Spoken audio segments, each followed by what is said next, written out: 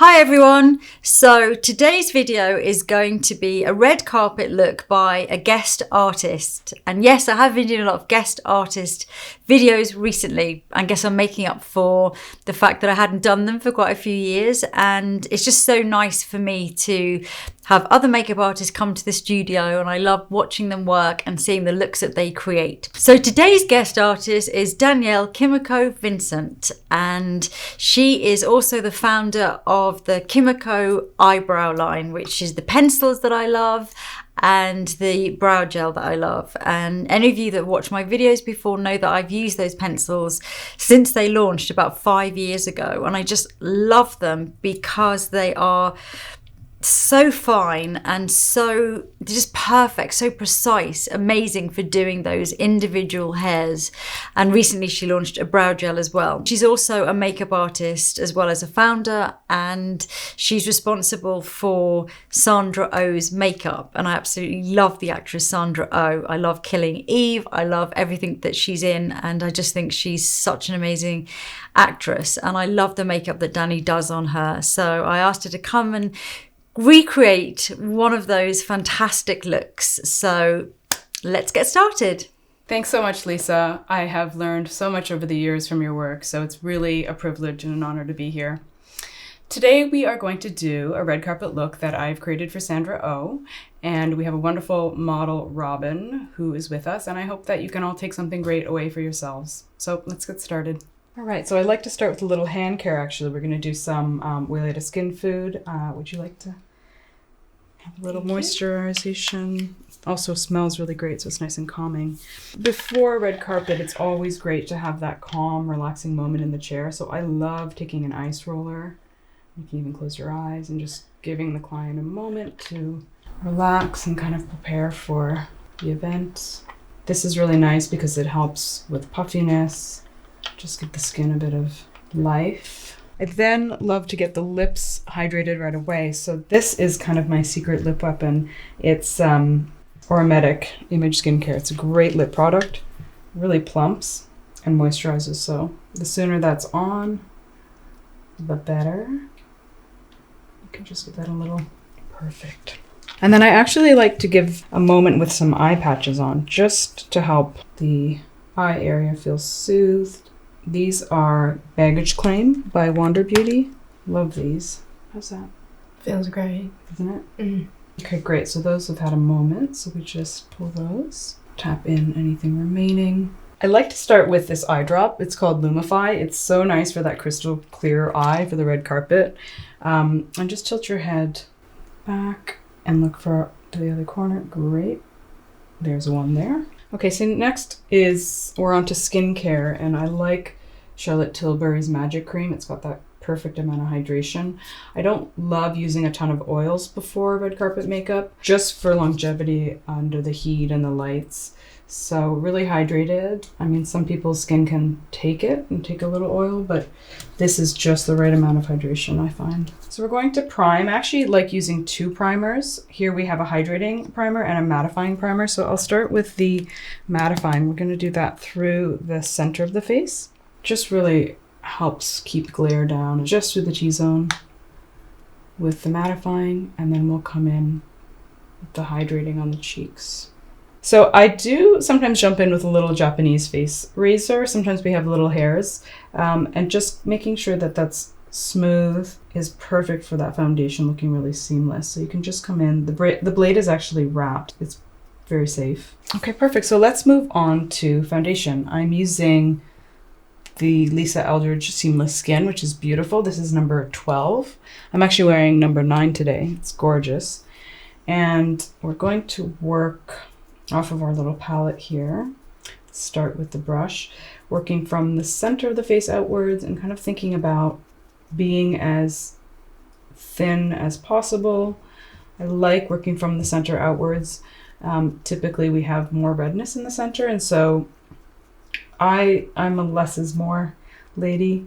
So if we can keep the outside as natural as possible and thin, I think that looks the most like real skin. And you can build this. It's really nice and buildable. You can even conceal with it too. It's beautiful. And sometimes I actually like to work in the direction of hair growth, if that makes sense, as well in pores. So you're actually coming a little bit downwards. That also helps the foundation feel like it's part of the skin. So we have number 12, but I'm seeing at the top of Robin's forehead that it's a little warmer. So we're actually going to come in with number 18. And sometimes, you know, people do look best in 2 shades. We actually use 2 on Sandra. And I'm actually going to then mix the 2 of them and then work on the coming towards the center, just building it where we might want more coverage to the neck and look natural as well. Depending on what's being worn, you know, we'll take it down. So this looks great. We're just bouncing a damp beauty blender to make sure we have everything looking true to and like real skin. I like to start with skin. Some people like to start with eyes. There could be fallout a little bit, but look up. I feel good when the skin is done, and I also like giving a little bit of time for everything to mesh into the skin, and then I can always come back and make adjustments if needed. Just using a small flat brush, coming right up to the lash line. And we'll do a little bit of pinpoint concealing. This is my very handy travel palette with my NARS, I believe it's a soft matte, and a really fine brush to just lay the product over and then feather so it's really seamless. Sometimes I'll come in with the finger around the spot I'm concealing so I'm not removing it off of the area. So I'm going to set with a little bit of loose powder. This is Tilbury's Magic Powder 2. I really like to start as light as possible and just leave the T-zone for now. And I like to powder, I mean, we're getting personal, but we're going right up under the nose because I don't like it when the camera catches shine under there. And through this little part of the eyes as well. Okay, and I'm just putting a touch here because I'm going to come in with a little bit of contour, and so I want that to apply really smoothly. I don't like to overly contour. I think it's nice to bring back some dimension since we made her skin really uniform. And I never go right from a palette to her face. I'm always bopping it off on my wrist or tapping it off. It just means that you can build a lot more naturally. And so for her contour, I'm flicking it forward, not coming too far forward. And when I apply it, I like to think about this almost being like a painter's brush. A lot of the time it's easier to go back and forth, but if you think of it as if it was covered in a heavily pigmented paint, you actually wouldn't want to come back this way. We want to keep this tapered. I'm gonna take that tip. You like that one? Takes a second of thought, but then it actually becomes habit. So just coming in right under the cheekbone, through the jawline as well, right on the jawline, just to bring that back. So on to brows now, and Robin has great brows. You can see where you might have been removing. So I love to have people leave their brows, and actually I've left mine. You probably saw a few errant brow hairs there, but I'm always on this path to regrow and get as full of a natural brow as we can. And so right here, it'd be so great if you can leave those, and we'll try to get this line to connect. You don't wax, do you? No. No, okay. Tweezing is always the best way to go if you can. So let's grab a couple strays. We'll just clean that up, but overall, I mean, I love the shape. So we're just going to take a couple little hairs that are far off the path that aren't contributing to the overall shape, but really what you leave is just as important as what you take. So we're going to be really minimal. So we're going to start her fill in black tea with a superfine eyebrow pencil out of Mattifying. And a little trick is to grab a paper and just scribble straight down. That way you'll get a really sharp edge to draw single hairs. And you don't have to twist up much, just a little bit, and then you come in with hair strokes. I like to start in the upper arch to just really define that high point of the face and really build the brow hair by hair, using the spoolie on the other end to comb through as you go. And hair grows in different directions, so if you can keep the strokes in the direction of the hair growth, I really feel like that's the most realistic look. So many different brow techniques, but this is the one that I love. And then we're actually going to come in with our other shade Coffee, which is a really beautiful universal brown, just to give a little more dimension to the brow, but black tea is definitely your core shade. And giving it a little bit more length, keeping in mind that we want everything to stay lifted, especially on the ends. Where the brows finish is sort of where your eye will go when you're looking at someone, so not following it all the way down is really nice to keep the eye open and lifted. And then you can always start with your favorite brow. They're never going to be perfectly symmetrical, but that's the beauty of it. So start with the one that you like best, and then just do your best to emulate it on the other side. So just coming into the fronts with one shade down to add a bit of dimension. So this is Coffee now. That way it stays soft and not too filled in the fronts. It's nice to have a gradation.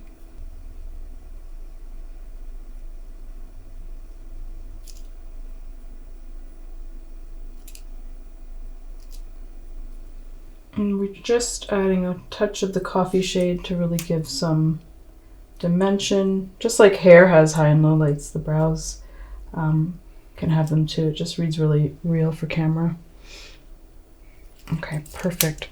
So just a touch of setting powder through them, and then we're going to follow with the Brow Sensei, which is our new brow gel. Has this really beautiful little applicator, and the spoolie is quite small, so you can really maintain control. So actually I'll turn you here. Just starting at the front, lifting it through the brows, and you can always come back in and place any that are too high, place them back down.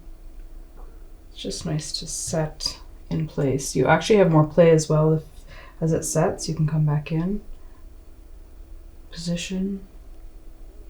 I like a lifted brow, but not over the top. So kind of fanned in front and then back down on the sides. All right, so we're going to come in with an eye primer.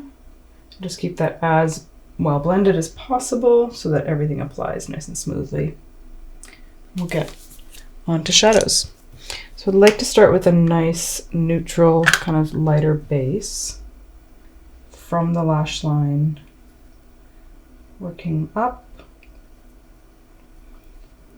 And then once that's on, I'm going to move on to liner. So one important thing for eyes is really making sure that things stay put. I have a few favorite products that I use. One of them is the Hourglass 1.5 millimeter. And so I'm going to layer your liner and we'll kind of build on it as we go. We'll do some shadow and then we'll come back over that way. And look down for me. It's really there in multiple layers and we're not going to have movement. And so I'm being sort of easy with this. This is the gel liner. I like to line and then take a fine brush and quickly blend it out. Move it along the lash line, getting a little bit wider at the end, more narrow in the inner corner. And I like where her outer flick is already naturally landing. Again, not being so perfectly precise, but just getting it on there. We'll quickly blend it out.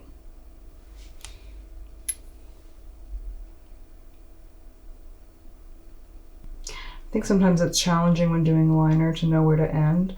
I usually don't trace the end of the final lash downwards. I like to keep it all uplifted. Sometimes, like for example, I have partially hooded eyes, and I've noticed over time that getting the correct flick on the outside of mine is getting harder. So looking straight ahead is a really great tip to see where you will end the liner.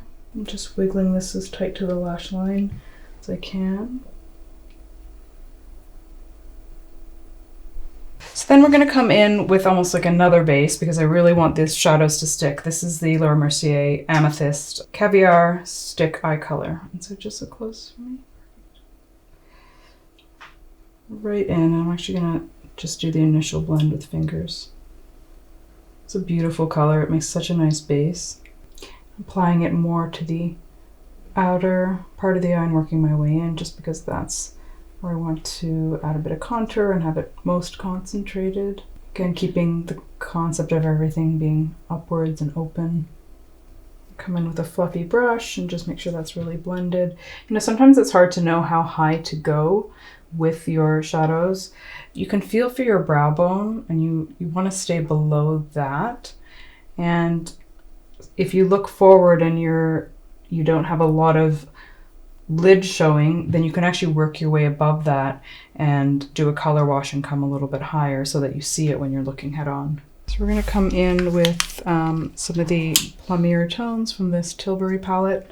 I'm just going to really start building the eye up, taking off that excess and close, and almost creating like a small V-like shape. It's nice and warm. It's adding a bit of depth. Just building up slowly as we go. Continuing to build the eye, I'm now going to come into this slightly deeper shade from Armani with a slightly smaller brush. I just want to work a little bit of color now in this outer section and create depth close to the lash line. So really just layering and building intensity. So now we are going to pump up the liner just a little bit. I've actually used some Inglot Longwear gels and I combined black with a touch of brown just to bring a bit more into it. So look down for me. We're going to come and down that way. Perfect. We're going to come back over what we've done and just intensify it a little bit.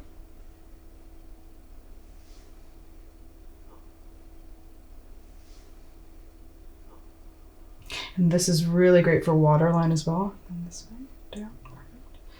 Which normally is a last step just for longevity, but we'll pop in and we'll do that right now. Really intensifies the lash line once you've come onto that waterline. And so what I'm trying to do is just have no gaps at all in between the lashes and the top eyeliner and then what we're doing with the waterline. Keep it nice and cohesive. So I'm just adding a bit more depth along the lash line and towards the outer section just to keep drawing everything outwards.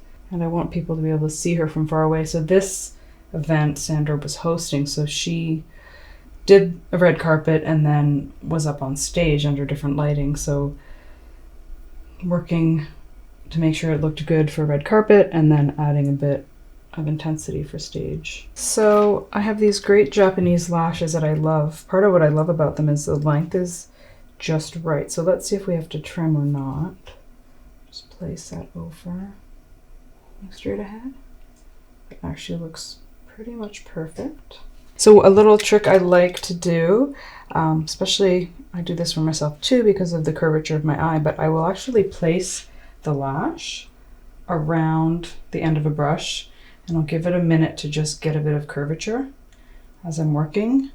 That way it will adhere and those corners would be less likely to pop off on the inner and outer corners. So, okay, now that that's had a moment to set, I'm going to just paint some dark tone duo on the inside of the lash. Give it a moment to get tacky.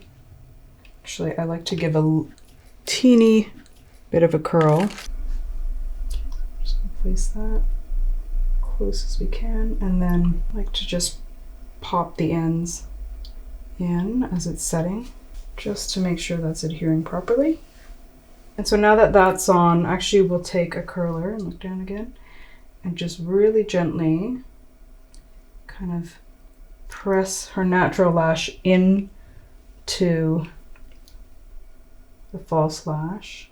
Okay, so next we're going to come in with a really fine liner and just make sure that you can't see the band. The thing I love about these Japanese lashes is that they are really fine. So you can't see the seam, which is great. And then we'll come in with some mascara to merge the lash with the natural lash. And then this is one of my favorite mascaras. It stays on all day, it's beautiful. And just work that in to her real lash and then fuse the false lash with her own. Just adds an extra oomph. And then I don't typically do a lot on the bottom in terms of makeup for Sandra. Sometimes I will take my superfine eyebrow pencil and actually just ever so slightly create a thicker lash line. So subtle. Look. Super subtle and up again. So it's not a line, just a slight lash enhancement that looks super natural. This is a great mascara for the under eye. It's got this beautiful little brush, and so look up for me. Just catch a bit of those small lashes. So on the day of for Sandra, we actually did a double lash, which obviously is quite over the top, so not for every day for everyone, but essentially these Japanese lashes, but twice as many. So let's move on to finishing the skin. Just coming back over where we had contoured.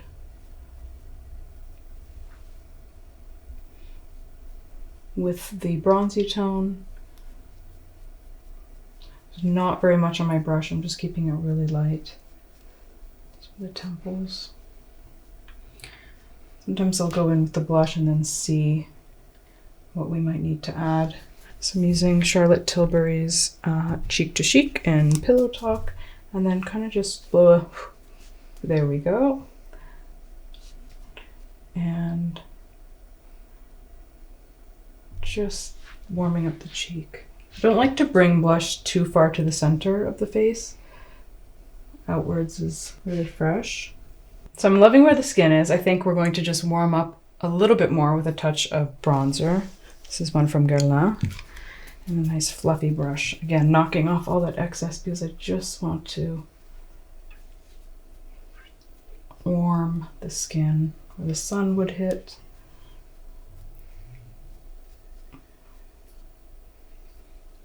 And then as a final skin touch, this is the Seamless Skin Elevated Glow highlighter from Lisa. And this is Crystal Nebula. So I'm going to be pretty light with this. Just warming it between my fingers and making sure it's all blended. And then really gently on the top of the cheekbones. I want the highlighter to just look like an inner glow. So I'm not, towards me, applying too much. But to really add extra dimension to the look. Little touch over the lip. Just going to blot off that nice lip treatment we did. We're going to come in with Kimiko lip liner in May. And so you have really beautifully defined lips on their own. I'd like to use this almost like a lipstick base. So I'm lining and then pulling the color down. We'll go through and blend that with the brush. And towards me. This color's really pretty on you. Sometimes there's almost a double lip line, and so based on the look you're doing and on your client, you may, decide to go with one or the other depending on how much of a lip look you want to do. Okay, and then these actually have a lip brush on the end. We'll use that to feather. I used a different lipstick the day of for Sandra, but since we are at the house of Eldridge, it's fun to play a little, so I'm going to use one of her gorgeous glosses. The shade is Cinnabar.